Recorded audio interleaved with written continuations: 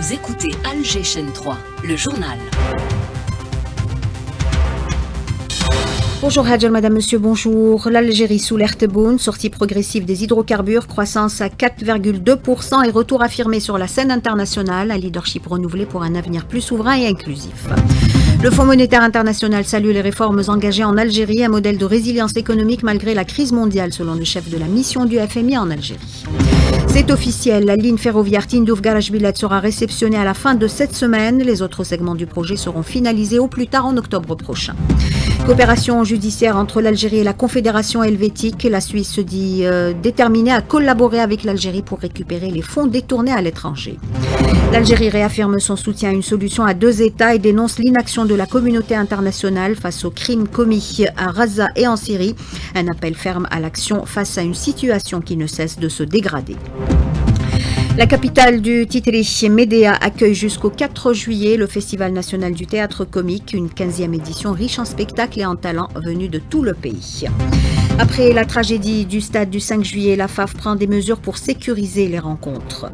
Deuxième match amical de la sélection nationale féminine ce soir au stade Tchaker et championnat du monde militaire d'arts martiaux en Allemagne, l'Algérie décroche 13 médailles et la 7e place.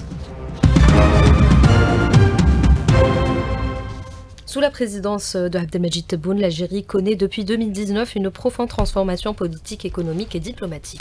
L'agence Presse Service souligne dans une tribune que les réformes engagées par le président de la République ont permis de restaurer la confiance entre le citoyen et l'État, assurer la souveraineté économique du pays et le retour de l'Algérie sur la scène internationale. Linda Boadma.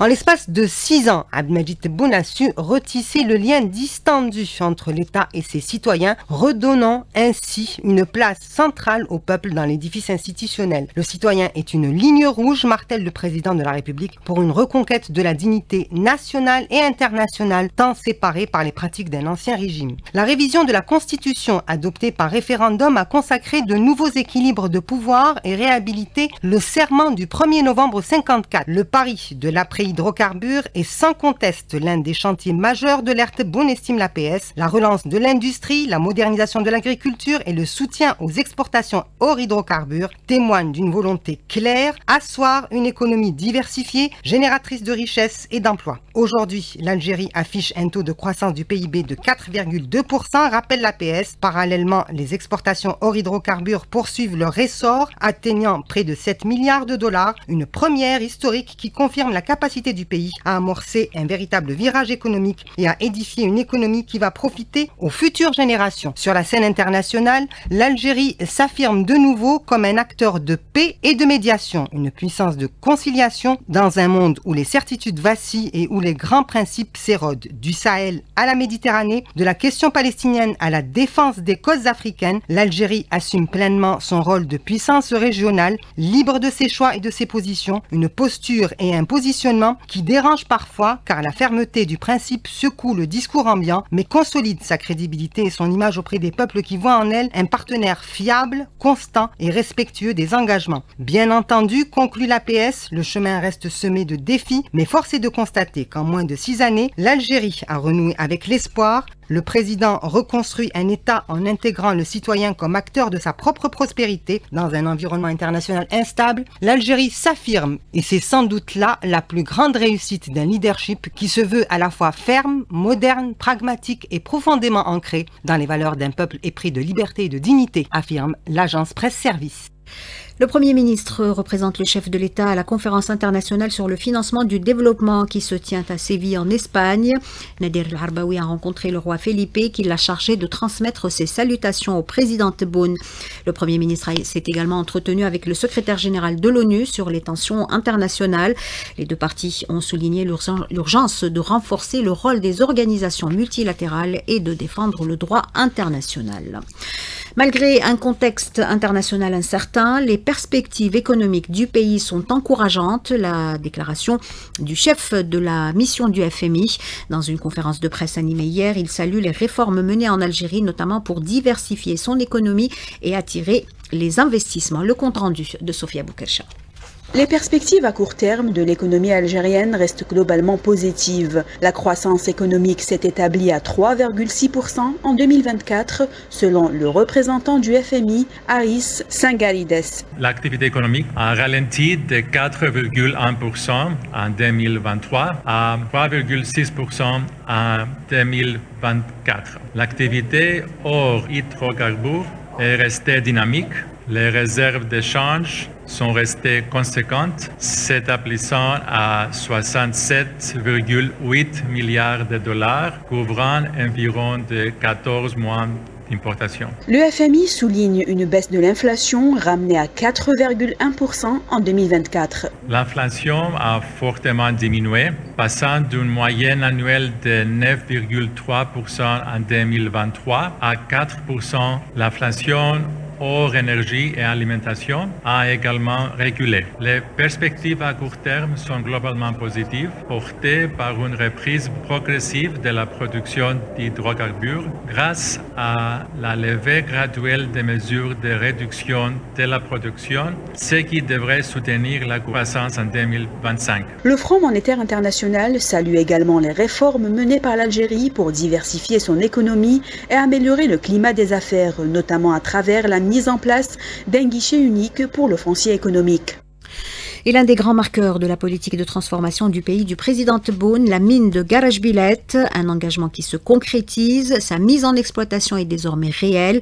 Et cerise sur le gâteau, la ligne ferroviaire reliant cette mine à la ville de Tindouf sera livrée d'ici la fin de la semaine. Je vous propose d'écouter à ce propos le ministre des Travaux publics, Lakhdar Rakhroukh. C'est un grand défi. On n'a pas connu un projet de cette dimension réalisé en un si court laps de temps, moins de 30 mois. On a inspecté le deuxième tronçon qui relie la mine de Garajbilet à la ville de Tindouf sur 135 km. Les travaux sont presque achevés. Les sociétés de réalisation se sont engagées pour la livraison la fin de cette semaine et ainsi on aura relié la mine de Garajbilet à la ville de Tindouf. Le PDG de la Sonatrach a été reçu à Nouakchott par le Premier ministre mauritanien El Mokhtar Ould Asdjaï. L'occasion pour Rachid Hachichi d'exprimer la volonté au plus haut niveau de l'État de renforcer la coopération énergétique avec la Mauritanie, notamment à travers des projets stratégiques. On l'écoute. On a eu des rencontres très intéressantes. On a échangé sur ce qu'entreprend Sonatrach avec la société mauritanienne SMH pour la concrétisation de l'accord signé janvier dernier, basé sur 3 axes principaux: exploration et production, distribution de produits pétroliers en Mauritanie et formation. Déjà concrétisé, il y a actuellement des agents de SMH en formation à l'Institut algérien du pétrole. Coopération judiciaire entre l'Algérie et la Confédération helvétique. Il en a été question lors des discussions entre le ministre de la Justice, garde des Sceaux, et son homologue suisse en visite officielle en Algérie. Dans une déclaration à la presse, Lotfi Boudjemara a précisé que la rencontre avait permis d'aborder les perspectives de renforcement de cette coopération, affirmant que la Suisse est déterminée à collaborer avec l'Algérie pour récupérer les fonds détournés à l'étranger. On l'écoute.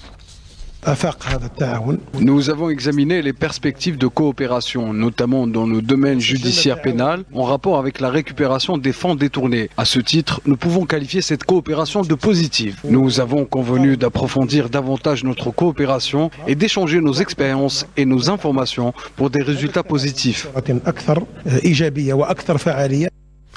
Réunion du Conseil de sécurité sur la situation au Moyen-Orient, l'Algérie hausse le ton.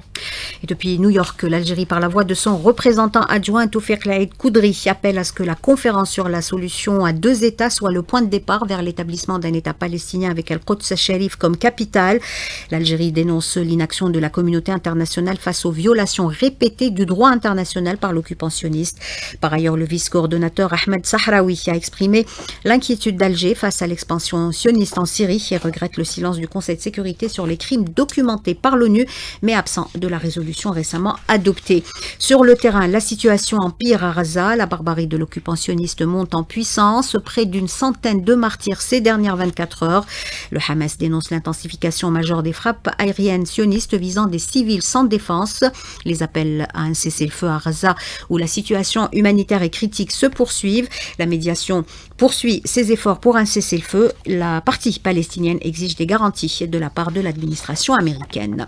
Et sachez que la chaîne de télévision télévision britannique Channel 4 annonce la diffusion d'un documentaire sur l'agression par l'armée sioniste du personnel soignant à Gaza.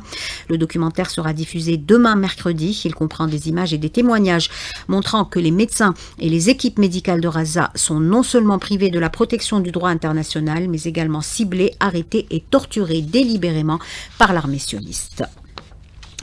L'organisation Western Sahara Resource Watch tire la sonnette d'alarme sur la participation de la société Bureau Veritas à un projet de parc éolien dans les territoires occupés du Sahara occidental. Selon l'ONG, la collaboration de ce cabinet international à une initiative étroitement liée aux plus hautes sphères du Marzen renforcerait sa complicité dans la normalisation. Un projet dénoncé également par le Front Polisario. On écoute à ce propos le diplomate sahraoui Mohamed Cheikh, contacté par Lies Tervini.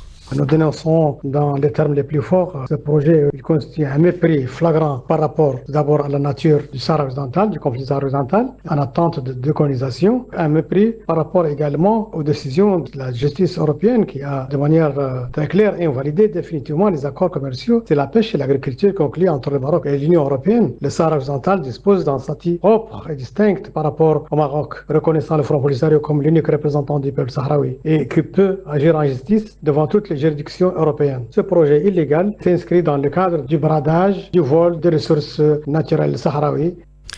Retour chez nous, direction Médéa où les planches font leur show sous le signe du rire. Le rideau s'est levé sur le Festival national du théâtre comique, un rendez-vous incontournable pour les amateurs de théâtre populaire et de bonne humeur.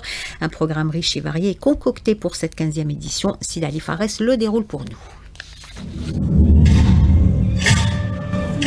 Une édition sous le slogan « Un siècle de pratique théâtrale » dans cette région qui a toujours entretenu une relation privilégiée avec le père des arts. Le festival a dédié cette édition à un journaliste et auteur, Amal Hazli. Il était très ému par cet hommage. Très intéressant d'être ici, surtout à Mdia, la ville du fameux Bobgra qu'on a toujours, depuis qu'on était enfant, on était des fans. C'est un grand pilier de théâtre algérien que je considère comme le père du théâtre algérien.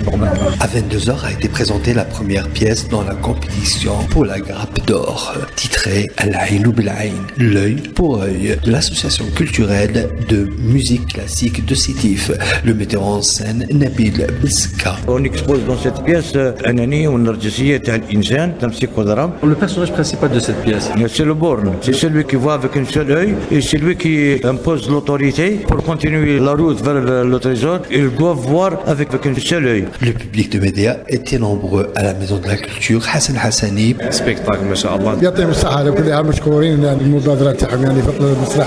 C'est un effort encourageant. Aujourd'hui, le Festival national du théâtre comique de Médéa vous donne rendez-vous avec 2 pièces. À 18h avec Khamsensa wa Araba du théâtre de Soukharas et à 22h Al-Nisf Al-Akhar du théâtre de Galma. De Médéa, c'est Sidali Fares, Al-Jishen 3.